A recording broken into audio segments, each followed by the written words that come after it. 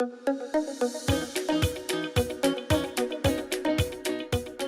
lot of the times when we're feeling anxious, we rely on avoidance quite a lot. And avoidance is something that can maintain a lot of anxiety and depression in a lot of cases. One way of doing exposure to avoidance is called habituation.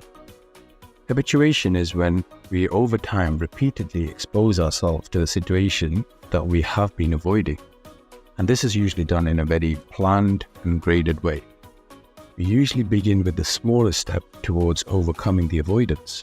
And evidence shows that our anxiety will lessen with each time we expose ourselves to that situation. So for example, if it's a social situations that I've been avoiding, each time I face up to it, it's going to cause me anxiety. But the first time I go, it's going to cause higher anxiety. The second time, it's likely to be slightly easier, isn't it? So each time I do the exposure, the level of anxiety is going to reduce, and over time, it's likely to become more manageable in response to that situation. We recognize that our brain is able to update the level of threat originally assumed, and when the threat does not arise, the brain can update information that is stored about a particular situation. So if we're thinking about the social situation, the brain has been updated with information that this can be safe.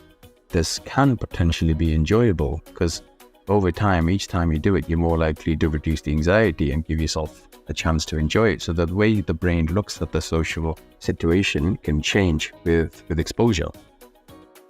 Because if we avoid it completely, we're reinforcing the belief that I'm not going to enjoy the social situation anyway. But however, if we avoid the situation completely, as I've already said, and never confront it, we never get down that the assumed threat does not take place, and it keeps the anxiety going. So habituation or exposure can be really useful in situations of anxiety.